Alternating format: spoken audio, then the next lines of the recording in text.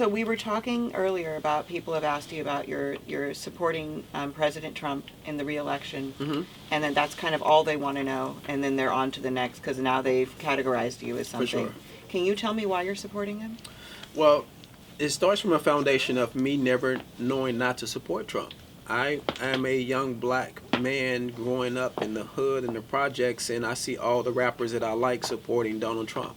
Whether it be Russell Simmons, whether it be Snoop Dogg, Tupac, or whoever, everyone spoke highly Not of. Tupac. Well, not Tupac. Yeah. Seeing him on the Will Smith show, The Fresh Prince of Bel-Air, and all these different shows, Donald Trump was seemingly the cool guy, Right. So I didn't know to dig any further than that. It was just what I saw on TV. It was like, it's cool, he's a rich guy, successful, so I can inspire, get inspiration from that. But I looked at the narrative of not only until he came down that escalator, I was supposed to just vehemently just hate this guy and just not support him 100%. Then thinking for myself. So wait, I'm sorry. So back in the day, when he was Donald Trump's citizen, he was someone you admired. For sure. And he also, you're right, had the admiration. He and Russell were friends. Yeah. He hung out with Snoop Dogg. Mike Tyson. Yeah, Mike Tyson. So all these people that I liked, right. they co-signed this guy. So Donald Trump citizen, you're an admirer of, and then he's elected president. Yeah. And so that's where you're talking about now. And then the narrative changed that he's this, this racist, this bigoted.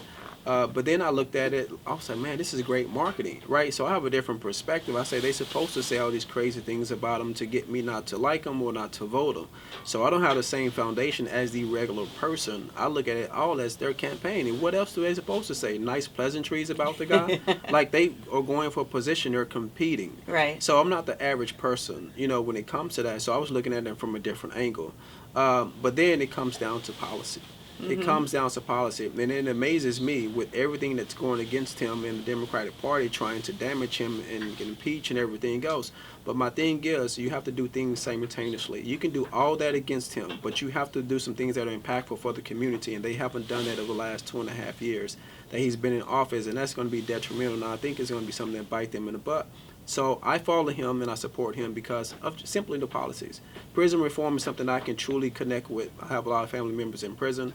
Had a family member that was released, and you know that 90%, 97% of the ones of the 4,000 that was released recently in the prison reform first step were black. So I'm looking at all this low job and unemployment. He stepped up for the HBCU colleges, billions of dollars. Historically black universities. Yeah. He's also created the opportunity zones, which is going to be billions of dollars to allow us to gentrify our own communities. These are just things that are on the surface. And a guy of mine named Larry on Instagram, he's called Kingface. He said that if this is racism, I want that kind of racism. Like give me that kind of racism. If a guy is so racist and he's doing all these things for black people and he's trying to protect the country and he wants borders to protect us because we have been the most impacted by illegal immigration, give me that racism. Sign me up for that type of racism. Because, my grandmother and my great-grandmother, they can tell you what real racism was. The information is different. I didn't go poop. I think we have to take a break. We're talking about. So we were talking about many of them, like the opportunity zones, prison reform, right, HBCUs. Yes. And then just me never being in the space to where I knew to hate this guy that all of a sudden everyone wanted me to hate. I'm a facts over emotions type of person. Okay. I like to think for myself. I don't necessarily follow the herd, so to speak. And if I see like a majority consensus, I still want the majority of consensus to give me logical facts on why that is, why I should act or feel a certain way about something. Not just an emotional response Right. to keywords or that type of thing. So the whole buzzwords don't work with me. Right. So I kind of exist in the space of understanding that. That may rub people the wrong way sometimes, but at some point, hopefully, it'll make sense to them on why I don't overact like that. Right. Even more so when you're in public service and you're governing. Also, you have to have a very dual perspective. And I try to, even sometimes I don't make decisions to help people sometimes just thinking of myself, because it's not about me. If it is about me, it's taken away from my time. I can be with my wife and my family, you know. So I'm just thinking about the gentleman who helped me early on. They paid it forward. Mm-hmm. And so this is a copy and paste opportunity for me to pay it forward to other people, so we can continue that process over and over again. Right. You know, so that's why I do it. Are you in alignment with his policies regarding immigration and a woman's right to choose?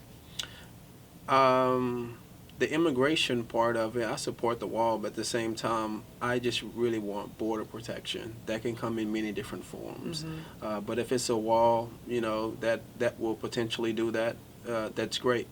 What I always preference is that we don't have enough history or data of anything working, you know, for anything at this point when it comes to border protection. We're always going to figure out some kind of technology or some kind of way to make a way as far as people doing criminal activities, Mm-hmm.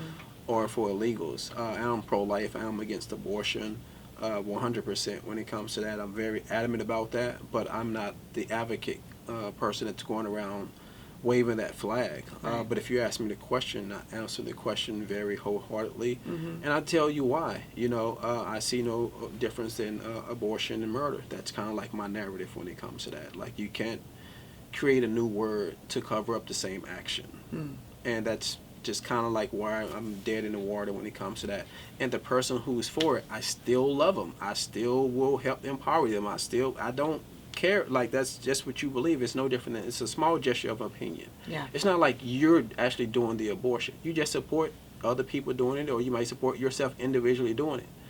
And that's how I look at it. I don't look at it as a totality like the other side does, because I am about that. I just want you, you know, what if my mom decided to do that? What if their mom decided, you know, Right. to do that? You know, so you just have to educate them and hopefully have a civil conversation when it comes to that. But oftentimes, you know, it doesn't go over well. And I've even, you know, even with my mother-in-law, my wife's mom, we've had a conversation about that. You know, she's been super liberal her entire life, and we had a very open, honest conversation about that. Mm-hmm. She had a certain point of view and a traditional historical point of view.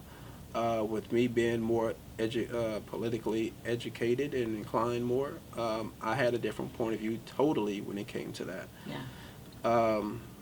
And I think I somewhat resonated with her, you know, when it came to that. So, you know, that's what I try to do. I just like, if that's what you think, that's fine, but I don't want you dead.